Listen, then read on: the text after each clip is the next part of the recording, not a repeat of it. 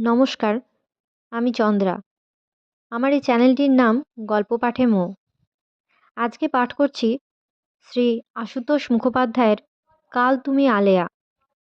গল্প পাঠ যদি আপনাদের ভালো লেগে থাকে তাহলে চ্যানেলটিকে অবশ্যই লাইক, শেয়ার ও সাবস্ক্রাইব করে পাশে থাকবেন এবং আপনাদের মূল্যবান মতামত কমেন্টের মাধ্যমে জানাবেন।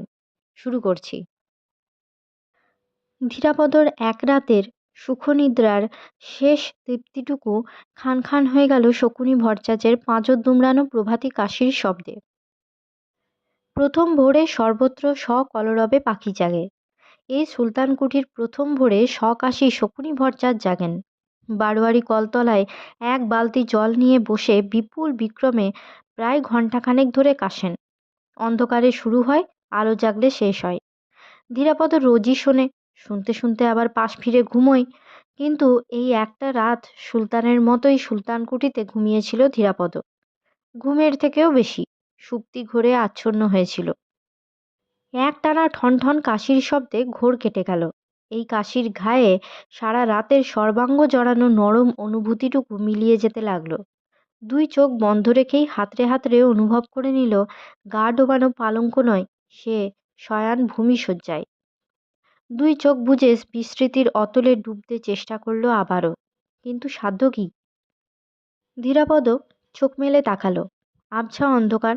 খুশি হলো, সুলতান কুঠির বাস্তবের উপরে আলোকপাত হয়নি এখনো। একই বেদম কাশি ছাড়া। সোনা বৌদি বলে ঘাটের কাশি। সোনা বৌদিকে নিয়ে চারুদির সামনে দাঁড় করিয়ে দিলে কেমন হয়? মনে মনে ওই দুজনকে মুখোমুখি দেখতে চেষ্টা করে ধীরাপদ হেসে ফেলল। সোনা বৌদির বয়স বছর ৩০ আর চারুধীর ৪৪। কিন্তু মেয়েদের আসল বয়স নাকি যেমন দেখায় তেমন। সোনা বৌদির বয়স যখন যেমন মুখ খোলে তখন তেমন। শুয়ে শুয়ে ধীরাপদ গত রাতের ব্যাপারটাই ভাবছে আর বেশ কৌতুক অনুভব করছে। সে এরকম একটা কাণ্ড করে বসলো কেন? ওভাবে খেতে চাওয়ার পরে চারুদের মুখের চকিত কারুকার্য ভুলবার নয়। আগে চারুদি অনেক খাইয়েছেন। কালো যদিও সহজভাবে বলতো, চারুদি খিদে পেয়েছে, কি আছে বার করো, কিছুই মনে করার ছিল না। এতক্ষণ না বলার জন্য মৃদু তিরস্কার করে তাড়াতাড়ি খাবার ব্যবস্থা করতেন তিনি। কিন্তু তার বদলে অপ্রস্তুতের এক শেষ একেবারে। স্বপ্ন রাজ্য থেকে তাকে যেন একেবারে রূঢ় বাস্তবে টেনে এনে আছড়ে দিয়েছে ও। চারুদি ফ্যাল ফ্যাল করে চেয়েছিলেন মুখের দিকে। এতক্ষণের মধ্যে সেই যেন প্রথম দেখলেন তাকে। তারপর ত্রস্তে উঠে গেছেন, একটি কথাও বলতে পারেননি। ক্ষুধার্তকে অতক্ষণ ধরে খাদ্যের বদলে কাব্য পরিবেশনের লজ্জা ভোগ করেছেন। আবার খাবার আসতে সময় লাগেনি খুব। পার্বতীর গম্ভীর তত্ত্বাবধানে উগ্র রকমেরই হয়েছিল খাওয়াটা। কি লাগবে পার্বতী একবারও জিজ্ঞাসা করেনি, সরাসরি দিয়ে গেছে। চারুদির ভরভর্তি আত্মমগ্নতার মধ্যে ওভাবে খেতে চেয়ে দুজনের ব্যবধানটা হঠাৎ বড় বিষদৃশ্যভাবেই উদ্ঘাটন করে দিয়ে এসেছে সে। চারুদি আর তেমন সহজ হতে পারেনি। চেষ্টা করেছেন, পারেননি। ব্যবধান থেকেই গেছে। অন্তরঙ্গ আগ্রহে চারুদি তার ঠিকানা নিয়ে রেখেছেন। বারবার করে আসতে বলেছেন, গাড়ি করে বাড়ি পাঠিয়েছেন। তবু গাড়ি অবশ্য বাড়ি পর্যন্ত আনেনি ধীরাপদ, আগেই ছেড়ে দিয়েছে। সুলতান কুঠির আঙিনায় এই গাড়ি ঢুকলে অত রাতেও বাড়িটার গোটা আবহাওয়া চকিত বিস্ময়ে নড়ে চড়ে উঠত। কিন্তু এতকাল বাদে দেখা চারুদির সঙ্গে সে এমন একটা কাণ্ড করে বসলো কেন? জঠরের চাহিদা তো অনেক আগেই ঠান্ডা হয়ে এসেছিল। অমন খুশির মুখে এভাবে অপ্রস্তুত করতে গেলে কেন চারুদিকে? জেনে শুনেই করেছে। হঠাৎ রূঢ় ছন্দপতন ঘটানোর লোভটা সংবরণ করতে পারেনি কিছুতে। চারুদির কথাবার্তা, হাসিখুশি চিন্তাভাবনা, ঘরের আবহাওয়া, এমনকি তার বসার শিথিল সৌন্দর্যটুকু পর্যন্ত কি একটা প্রতিকূল ইন্ধন জুগিয়েছে। ক্ষুধার চিত্রটা ঠিক ওইভাবেই প্রকাশ না করে পারেনি। কিন্তু হঠাৎ এমন হলো কেন? ধীরাপদ নিজের মনেই হাসতে লাগলো। সোনা বৌদির বাতাস লেগেছে গায়ে। ঘরের মধ্যে ভোরের আলো স্পষ্টতর। ধীরাপদ ছেঁড়া কম্বল মুড়ি দিয়ে উঠে বসল। আর শুতে ভালো লাগছে না। জানালা দিয়ে চুনবালি খসা দাগ ধরা দেওয়ালের ওপর ভোরের প্রথম আলোর তির্যক রেখা পড়েছে। জানালা দিয়ে বাইরের দিকে তাকালো। এই সুলতান কুঠিরও সকালের প্রথম রূপটা মন্দ নয় যেন। দেখা বড় হয় না ধীরাপদর, বেলা পর্যন্ত ঘুমায়। বুড়ো বুড়ো গাছগুলো আর ওই মজা পুকুরটাও যেন এই ভোরের আলোয় সূচি স্নান করে উঠেছে, স্নিগ্ধ নম্রতাটুকু চোখে পড়ার মতোই। দুই একজন অতি বৃদ্ধকেও সুন্দর লাগে। সকালের এই সুলতান কুঠির পরিবেশটিও তেমন। বুড়িয়ে গেছে, কিন্তু একেবারে জ্যোতিশূন্য হয়নি। খানিক বাদেই এই রেশটুকু আর থাকবে না। উষা বর্ণের ওপরে আর একটু আলো চড়লেই সুলতান কুঠির অতি বৃদ্ধ হাড়-পাঁজর শিরা উপশিরাগুলো গজগজিয়ে উঠবে। মানুষগুলো একে একে জেগে উঠলেই নিষ্ক্রিয় হবে সুলতান কুঠির হৃৎপিণ্ড। কুৎসিতই মনে হবে তখন। শকুনি ভট্টাচার্য জেগে উঠেছেন, কিন্তু তিনি কলপাড়ে কাশছেন বলে এদিকের মৌন ছন্দে ছেদ পড়েনি। পড়বে। ওই কদমতলার বেঞ্চিতে হুঁকো হাতে একাদশী শিকদার এসে বসলেই শকুনি ভট্টাচার্যের পর তার জাগার পালা। গায়ে একটা বিবর্ণ তুলোর কম্বল জড়িয়ে ওই বেঞ্চিটাতে বসে গুড়গুড় করে তামাক টানবেন আর অপেক্ষা করবেন। অপেক্ষা করবেন খবরের কাগজের জন্যে। তার সেই সতৃষ্ণ প্রতীক্ষা নিয়ে সোনা বৌদি অনেক হাসাহাসি করেছে, টিকা টিপ্পনিও কেটেছে। অবশ্য শুধু ধীরাপদর কাছেই। ধীরাপদ নিজের চোখেও দেখেছে দুই একদিন। খবরের কাগজ পড়ার জন্যে এই বয়সে আর এমন নিষ্ক্রিয় জীবনে এত আগ্রহ বড় দেখা যায় না। তামাক টানেন আর পুকুর ধারের সাইকেল রাস্তাটার দিকে চেয়ে থাকেন। কাগজওয়ালার লাল রঙা সাইকেলটা চোখে পড়বা মাত্রই সাগ্রহে দুমড়ানো মেরুদণ্ড সোজা করে বসেন। জানালা দিয়ে সোনা বৌদির ঘরে কাগজ ছুঁড়ে দিয়ে যায় কাগজওয়ালা। হুঁকো হাতে শিকদার মশাই ঘুরে বসেন একেবারে। সামনের বন্ধ দরজার ওপর দু চোখ আটকে থাকে। আহাররত গৃহস্বামীর মুখের দিকে যেমন করে চেয়ে থাকে ঘরের পোষা বেড়াল, তেমনি। একটু বাদে দরজা খুলে যায়। একটা ছোট ছেলে বা মেয়ে কাগজ দিয়ে যায় তাকে। কাগজ নয়, উপসী কাকের পাতে রাজভোগ দিয়ে যায় যেন। হুঁকোটা বেঞ্চির কোণে রেখে শশব্যস্তে কাগজ খোলেন শিকদার মশাই। কিন্তু আরও অবাক কাণ্ড। এত আগ্রহের পরে কাগজখানা পড়ে উঠতে পুরো 10 মিনিট লাগে না তার। পড়লে ঘণ্টাখানেক লাগার কথা, কিন্তু তিনি পড়েন না, দেখেন। দেখা হলে কাগজখানা ভাঁজ করে পাশে রেখে দেন। ওই ঘর থেকে আবার কোনো বাচ্চা কাচ্চা বেরিয়ে এলে দিয়ে দেবেন। ধীরে সুস্থে শিথিল হাতে তামাক সাজেন আবার। একটা বাদামি রঙের ঠোঙায় বাড়তি টিকে তামাক মজুদ থাকে পাশে। ওদিকে কলপাড়ের কাশী পর্ব সেরে শকুনি ভট্টাচার্য ব্রাহ্মস্তোত্র আওড়াতে আওড়াতে নিজের ঘরে গিয়ে ঢোকেন। কাসর ঘণ্টা বাজিয়ে আরও খানিক ভগবানের নাম করেন। পাশাপাশি ঘরের বাসিন্দাদের নিদ্রাভঙ্গ হয় তখন। অতঃপর খেলনা বাটির মতো খুব ছোট ছোট একটা এনামেল বাটি হাতে জবাকুসুম শঙ্কাসং স্মরণ করতে করতে কদমতলার বেঞ্চিতে এসে বসেন শকুনি ভট্টাচার্য। বাটিতে গঙ্গা জল। শিকদার মশাই তাড়াতাড়ি হুঁকো এগিয়ে দেন। গঙ্গা জলে হুঁকো শুদ্ধি করে নিয়ে তামাক খেতে খেতে শকুনি ভট্টাচার্য সেদিনের খবরের কাগজের খবর বার্তা শোনেন। 10 মিনিটে পড়া কাগজের মর্ম 2 ঘণ্টা ধরে বলতে পারেন একাদশী শিকদার। কিন্তু তার বলা না বলাটা শ্রোতাদের আগ্রহের উপরে নির্ভর করে। আলোচনা জমে উঠলে হুঁকো হাতাহাতি হতে থাকে ঘন ঘন। নতুন করে সাজা হয় তামাক। ছোট্ট বাটির গঙ্গা জলে হুঁকো শুদ্ধি হতে থাকে বারবার। ইতিমধ্যে শ্রোতা এবং হুঁকোর ভাগীদার আর একজন বাড়ে, কোনাঘরের রমণী পণ্ডিত। রোজ না হোক প্রায়ই আসেন তিনি। প্রায় অপরাধীর মতোই গুটি গুটি এসে বেঞ্চির একেবারে কোণ ঘেঁষে বসেন। বয়স এদের থেকে কিছু কমই হবে। বোবা মুখে বসে বসে তত্ত্বকথা শোনেন আর মাঝে মাঝে একটু আধটু নিরীহ সংশয় অথবা নির্বোধ বিস্ময় প্রকাশ করে বসেন। আলোচনাটা তখনই জমে। শকুনি ভট্টাচার্য আর শিকদার মশাইয়ের রসনা চড়তে থাকে, কারণ রমণী পণ্ডিত মানুষটা যত নিরীহ হন, তার মুখের অজ্ঞ সংশয়ের হাবভাবটুকু খুব সহজে বিলুপ্ত হয় না। ফলে অন্য দুজনের মন্তব্য আর টিপ্পনী প্রায় কটূক্তির মতো শোনায়, কিন্তু অভিজ্ঞজনের শ্লেষ গায়ে বেঁধে না রমণী পণ্ডিতের। আরও বার 2-3 তামাক সাজার কষ্টটা তিনি করে যান। তিন হাতে তখন হুঁকো বদল হতে থাকে আর গঙ্গাজলে শোধন হতে থাকে। শকুনি ভট্টাচার্যের ঘরে পতিত পাবনীর অনিঃশেষ অনুগ্রহ। সুলতান কুঠি থেকে গঙ্গা অনেক দূর। ধীরাপদর ধারণা পূর্ণ, কিন্তু তা সত্ত্বেও এখানে পুণ্যচয়ন অথবা গঙ্গাজল সংগ্রহের বেগ পেতে হয় না একটুও। গঙ্গোদক এবং পুণ্যদানের ভাণ্ডারী শকুনি ভট্টাচার্য স্ত্রী সন্ধ্যাশ্রয়ী শাস্ত্রজ্ঞ ব্যক্তি, পুণ্যের স্টকিস্ট হলেও হতে পারেন, কিন্তু গঙ্গাজল? ধীরাপদ বোকার মধ্যে ভাবত আগে, অত গঙ্গাজল আসে কোথা থেকে? ধীরাপদর অজ্ঞতা দেখে সোনা বৌদি একদিন হেসে সারা, এমন বুদ্ধি না হলে আর এই অবস্থা হবে কেন? এক সের দুধের সঙ্গে দু সের জল মিশিয়ে দিলে 3 সের খাঁটি দুধ হয়, আর এক কমণ্ডলু গঙ্গা জলের সঙ্গে কলের জল মিশিয়ে 10 বালতি খাঁটি গঙ্গা জলও হতে পারে না। ওই রকমই কথাবার্তা সোনা বৌদির।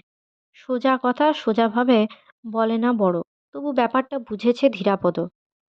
ভূমিশয্যায় উঠে দাঁড়িয়ে একবার বাইরেটা দেখে নিল, তারপর আবার বসল। একাদশী শিকদার এখনো আসেননি, বেঞ্চিটা খালি। শীতের সকাল আর একটু উষ্ণ না হলে হাড়ে কুলোয় না বোধ হয়। আজ এত ভোরে উঠেই পড়েছে যখন, তার মুখখানা একবার দেখার ইচ্ছে আছে ধীরাপদর।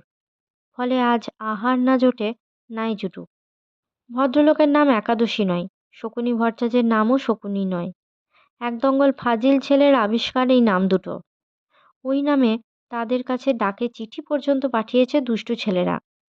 কিন্তু গোড়ায় গোড়ায় ভদ্রলোকের সব রাগ গিয়ে পড়েছিল ধীরাপদর উপরে। তাদের ধারণা সেই পালের গোদা, কারণ ও তখন ওই বাউন্ডুলে ছেলেগুলোর একত্র করে কুঠির সংস্কারের কাজে মন দিয়েছিল। কিন্তু সেই সব পুরনো কথা, সংস্কারের ঝোঁক বেশি দিন টেকেনি।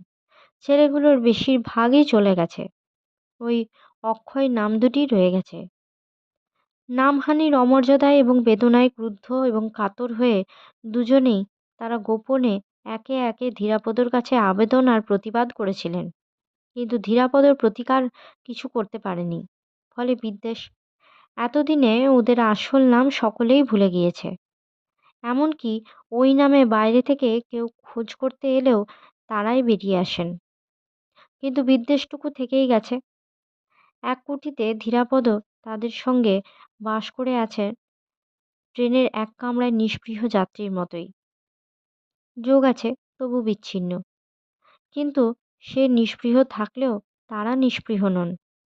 আজ সকালে উঠে একাদশী শিকদারের মুখখানি দেখার বাসনার পিছনের কারণ আছে একটু।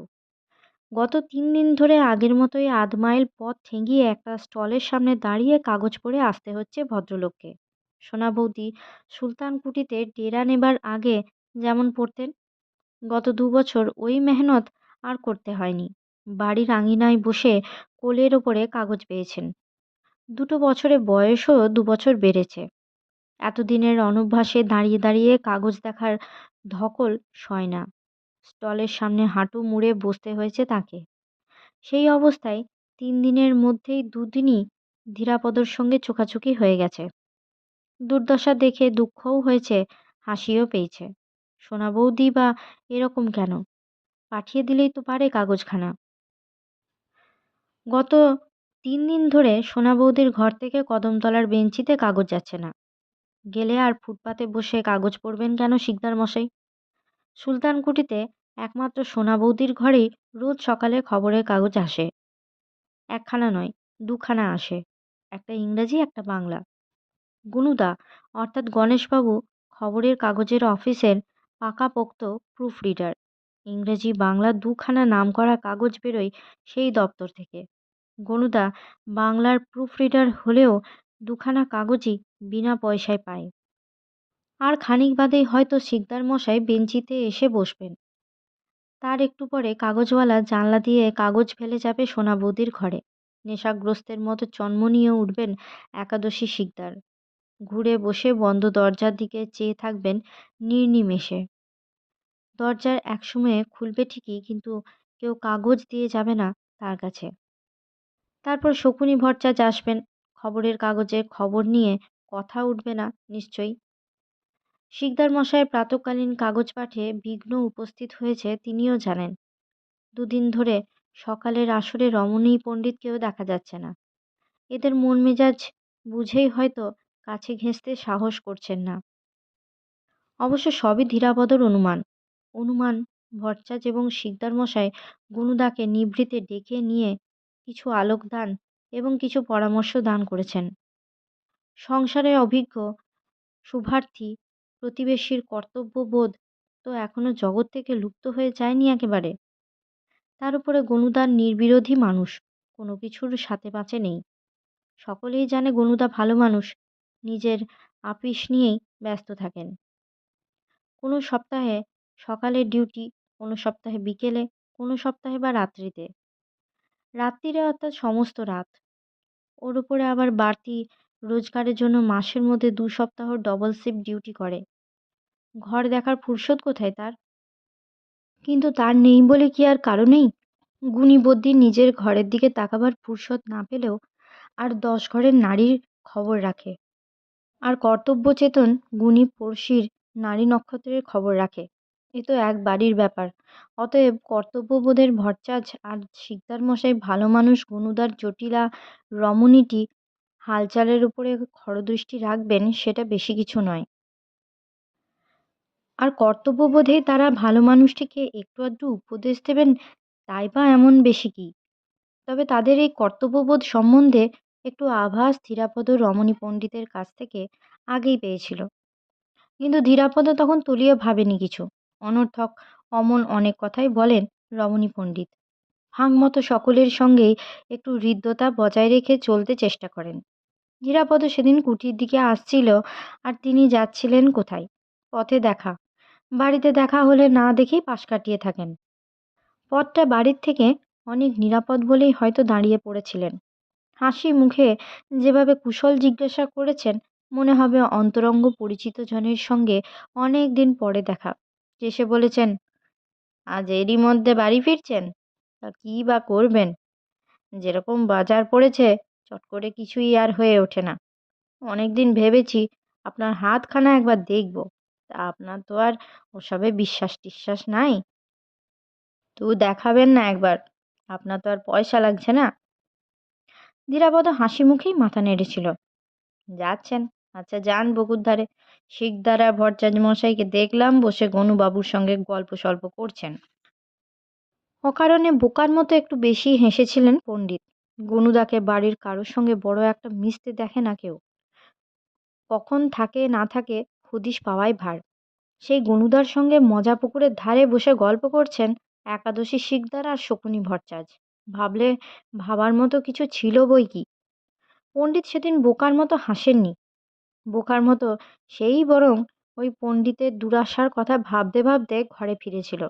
বড় আশা ভদ্রলোকের, ঘরের জাঁকজমকের মধ্যে একখানা ঘর ভাড়া নিয়ে জাঁকিয়ে বসবেন, জ্যোতিষার্ণব হবেন, মস্ত সাইনবোর্ড ঝুলবে, 2-5 জন সাগরেদ থাকবে, রীতিমতো অফিস হবে, চকচকে ঝকঝকে 2-5টা গাড়িও এসে দাঁড়াবে দোরগোড়ায়। সবই হতো, অভাব শুধু মূলধনের। সম্বলের মধ্যে অনেকগুলো ছেলেপুলে আর রুগ্না স্ত্রী, হাঁড়িতে জল ফোটে, দোকানে চাল। তবু আশা পোষণ করেন রমণী পণ্ডিত। তার দোষ নেই, আশা আর বাসা ছোট করতে নেই। পণ্ডিতের সেই বোকা হাসির অর্থ ধীরাপদ পরে বুঝেছিল। এখানে দিনযাপনের একটানা ধারাটা আচমকা ধাক্কায় ওলট পালট হয়ে যাবার পরে, আর সেই সঙ্গে সকালে একাদশী শিকদারের খবরের কাগজ বন্ধ হতে দেখে। একটার সঙ্গে আর একটার যোগ অনুমান করা কঠিন হয়নি। অনেক কিছুই অনুমান করা সম্ভব হয়েছে তারপর। সেদিন দাঁড়িয়ে শুনলে রমণী পণ্ডিত হয়তো আরও খানিকটা আভাস দিতেন, কারণ এর আগে শকুনি ভট্টাচ আর একাদশী শিকদারের কর্তব্যবোধের ধকলটা তাঁর উপর দিয়েই গেছে। ছেলে মেয়ে নিয়ে ভদ্রলোক কোণা ঘরে পালিয়ে মেচেছেন। সচকিতে জানালার দিকে ঘাড় ফেরালো ধীরাপদ। কদমতলায় যাদের আশা করেছিল তাঁরা নয়। তার জানালায় এসে দাঁড়িয়েছে সোনা বৌদি। মুখে চোখে সদ্য ঘুম ভাঙা জরিমা। চুপচাপ দেখে যেতে এসেছিল বোধহয়, ধরা পড়ে অপ্রতিভ একটু। কিন্তু এত সকালে কম্বল মুড়ি দিয়ে শয্যায় ওভাবে বসে থাকতে দেখে অবাক আরও বেশি। এগিয়ে এসে এক হাতে জানালার গড়ার ধরে জিজ্ঞাসা করল, কার ধ্যান হচ্ছে? কম্বল ফেলে ধীরাপদ উঠে দাঁড়ালো, কিন্তু দরজার দিকে এগোবার আগেই সোনা বৌদি বাধা দিল আবার। থাক, দরজা খুলতে হবে না। এই সাত সকালে ও ঘর থেকে আমাকে বেরুতে দেখলে ঘাটের কাশি একেবারে ঘাটে পাঠিয়ে ছাড়বে। হেসে চট করে ঘাড় ফিরিয়ে কদমতলার দিকটা দেখে নিল একবার। তারপর ঈষৎ কৌতুক ভরা দু চোখ ধীরাপদর মুখের উপরে রাখল। শুধু কৌতুক ভরা নয়, প্রচ্ছন্ন সন্ধানীয়। গায়ে কম্বল না থাকায় শীত শীত করছে ধীরাপদর, কিন্তু সোনা বৌদির শীতের বালাই নেই। শাড়ির আঁচলটা গায়ে জড়ায়নি, ত্রস্ত শৈথিল্যে কাঁধের উপরে পড়ে আছে। রাতের নিদ্রায় মাথার চুল কিছুটা অবিন্যস্ত। 3 ছেলেমেয়ের মা সোনা বৌদিকে রূপসী কেউ বলবে না। গায়ের রং ফর্সাও নয়, কালোও নয়। নাক মুখ চোখ সুন্দরও নয়, কুৎসিত নয়। স্বাস্থ্য খুব ভালোও নয়, তেমন মন্দও নয়। তবু এই ভারী সাধারণের মধ্যেও কিছু যেন আছে যা নিজের অগোচরে ধীরাপদ অনেক সময় খুঁজেছে। আজকের প্রথম উষায় জরাজীর্ণ সুলতান কুঠিরও একটা ভিন্ন রূপ দেখেছে। ধীরাপদর লোভ হলো এই সকালে সোনা বৌদির মুখটির দিকে ভালো করে তাকালেও সেই কিছুটা হয়তো চোখে পড়বে, কিন্তু সোনা বৌদি যেভাবে দেখছে ওর পক্ষে ফিরে সেইভাবে তাকে দেখা সম্ভব নয়। বিব্রত মুখে ধীরাপদ দাগ ধরা দেওয়ালটার দিকে চেয়ে হাসল একটু। একেবারে রাত কাবার করেই ফেরা হলো বুঝি? হালকা সুর, হালকা প্রশ্ন। মাঝের এই কটা দিন ছেঁটে ফেললে একেবারে স্বাভাবিক। ঘাড় ফিরিয়েও ধীরাপদর মুখের দিকে তাকাতে পারল না ঠিক মতো, কারণ সোনা বৌদির দু চোখ তখনও ওর মুখের উপরে বিশ্লেষণরত। নিরুত্তর দৃষ্টি তার কাঁধ ঘেঁষে কদমতলার খালি বেঞ্চিটার উপর গিয়ে পড়ল। ফলে সোনা বৌদি চকিতে আরও একবার ফিরে দেখে নিল সেখানে কেউ এসেছে কিনা। রাতটা কোথায় ছিলেন কাল? এই ঘরে। এলেন কখন? মাঝরাতে? না, গোড়ার রাতেই। ও মা, আমি তাহলে কি করছিলাম? জেগে ঘুমোচ্ছিলাম বোধহয়। বড় নিঃশ্বাস ফেলল একটা। তারপর আর একবার আপাদমস্তক দেখে নিয়ে বলল, ঘণ্টাখানেক বাদে একবার ঘরে আসবেন, একটু কাজ আছে। সোনা বৌদি চলে যাবার পরও ধীরাপদ চুপচাপ দাঁড়িয়ে রইল খানিকক্ষণ। ভাবছে, মাঝের এই কটা দিন কি মিথ্যে? কিছুই ঘটেনি? মিথ্যে নয়, ঘটেছেও, কিন্তু যা ঘটেছে তার থেকেও ধীরাপদ আজ অবাক হলো আরও বেশি। ঘণ্টাখানেক বাদে ঘরে যেতে বলে গেল ওকে। ঠিক আদেশও নয়, অনুরোধও নয়। ওই রকম করেই বলতো আগে, কিন্তু আগের সঙ্গে তো এখন অনেক তফাৎ। আবার কি তাহলে আপোষ হবে একটা? ধীরাপদ আর তা চায় না। সোনা বৌদির সব মানায়, আপোষ মানায় না। জানালা দিয়ে বাইরের দিকে চোখ যেতে আর ভাবা হলো না। হুঁকো আর তামাকের ঠোঙা হাতে শিকদার মশাই আর গঙ্গাজলের বাটি হাতে শকুনি ভট্টাচ একসঙ্গেই এসে কদমতলার বেঞ্চিতে বসলেন।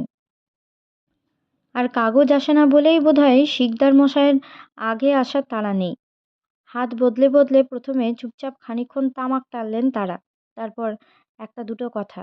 কি কথা ধীরাপদ এখান থেকে জানবে কি করে?